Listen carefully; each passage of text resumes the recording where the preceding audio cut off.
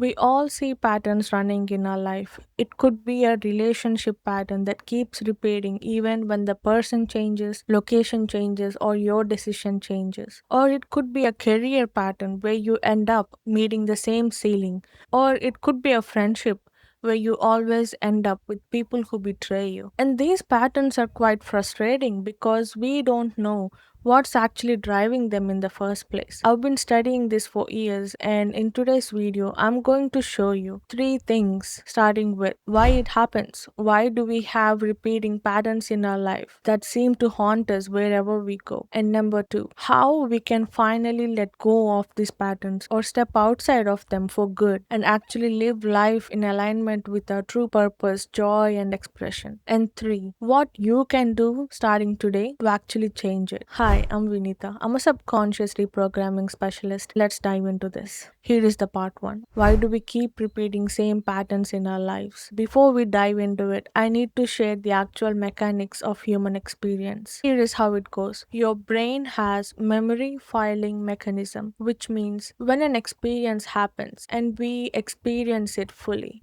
open to it, and go through all the motions of the experience, it gets filed in our memory storybook. Your brain files it away properly. Hippocampus, which acts as brain's librarian, does this job so seamless. If the experience is outside our window of tolerance, what we can actually bear and feel, that experience will be hijacked by amygdala, which is your threat detection system, and will be filed outside the memory book. So look at it this way. When the experience is cohesive, your memory book has a cohesive story. It has the start, it has a middle, it has the end. But if the experience has some unpleasant events or unpleasant experiences which you cannot tolerate, these experiences will not go into the memory book. They will be left out. They will be hanging as unintegrated pieces.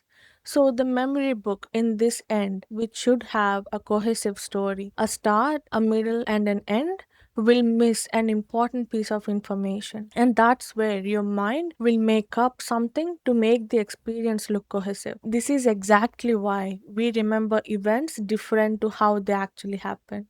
So let's talk about this piece that's unintegrated and hanging somewhere there. That unintegrated piece is the main driver and perpetuator of our patterns in life. What I mean by that, how does that happen? So let's talk about that. Let's take Max for example. Max had an early childhood experience where in school she had a best friend, and that best friend abandoned her for someone else when Max least expected it. So that was her first heartbreak moment. She was expecting much more from her best friend, but she ended up being the one betrayed. So that painful experience, which could be more intense than what Max could actually handle, was packed away, an unintegrated experience. So moving on in life, she forgot about that pain. She remembers on contextual level that her friend had betrayed her and she moved on. In today's life, when she goes to her workplace or her new friend gathering, that same fear shows up. It might not bring up same images as it happened back then, but she may feel some fear coming up prior to committing to that friendship. She may feel little hesitant or reserved that betrayal may show up again. In these cases, what Max is feeling is the echo of what happened back then. That's the unintegrated experience showing up again for integration. But Max, not knowing what's actually happening here,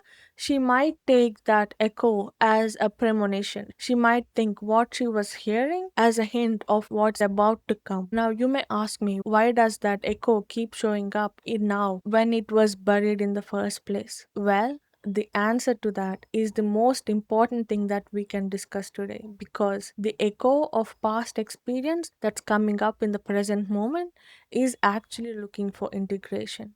Carl Jung, one of the founding fathers of modern psychology, called this individuation, which means we all have innate drive to be complete, to be whole, and to have one whole experience instead of fragmented pieces. And Gestalt psychology says something similar. We are wired to finish things. And this isn't just an idea, it's actually been proven. A psychologist named Bluma Zegarnik ran an experiment where he found something wild. People remember unfinished tasks better than tasks they have already completed. It is an evidence that unfinished business isn't just a saying, it's literally how our mind works. So far, we looked at why a pattern shows up, what's actually running it. Now, let's look at what needs to happen for this pattern to dissolve. Here is the thing, the child that got hurt back then and the adult that's reliving the pattern now are both looking for the same exact thing, which is to be integrated. That means to be felt, to be open to, accepted, allowed, and feel complete. And this is where something called memory reconsolidation comes in. That means a pattern which was established way back in time has the opportunity to be released and dissolved in the present moment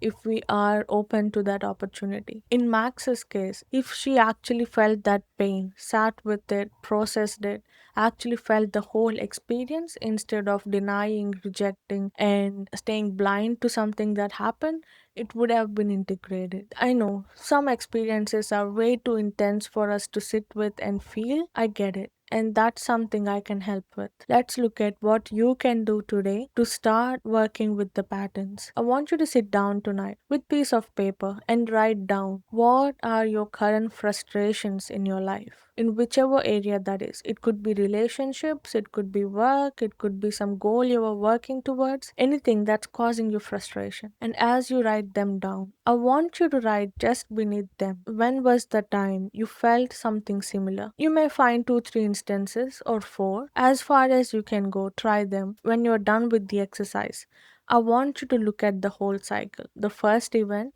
then the second, then the third, then the fourth, and how you're feeling right now, and see if you can actually find a pattern. If you have been repeating the same thing again and again, expecting something different but ending up with same kind of experience. Once you find that pattern, you are halfway there. You are saying, you are actually acknowledging something that's been running your life instead of you taking charge of your life. And that's half the battle. Once you are aware of it, you have the opportunity to choose something different, whether it is actually sitting down with a particular emotion and actually feeling it and processing it, or seeking out help for guidance or anyone else outside to hold your hand to go through that process. So, as promised, we looked at what's actually causing the pattern to repeat and what we need to do in order to let go of that pattern, and what you can do tonight to actually reclaim your power and be the creator of your life instead of being at mercy of an unconscious pattern, right? With these three things we discussed today, you are at better odds than people who don't even consider if there is a pattern running their life. So, congratulations on that. And I am rooting for you. Here is something I want to address. You may say, Vinita, you told me to write down all the experiences that happened in the past. But what if I can't recall any experiences from the past? And that happens. I had few experiences I can't recall or remember different to what they actually were, and that's completely human. That's something that happens to all of us in growing up.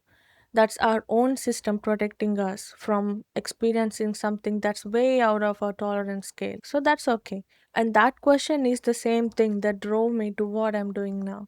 And with the subconscious reprogramming work we do, I don't work with your conscious mind. In session, I access your superconscious or subconscious mind, which has more access to information, the actual real data as it happened, unlike your conscious mind. So, saying that if you're finally ready to let go of the stuck, stubborn patterns in your life, in this video, you can find link to the community where we will go through weekly clearing sessions. And I hope this video has been an answer you've been waiting for. Thank you for watching, and I'll see you in the next one.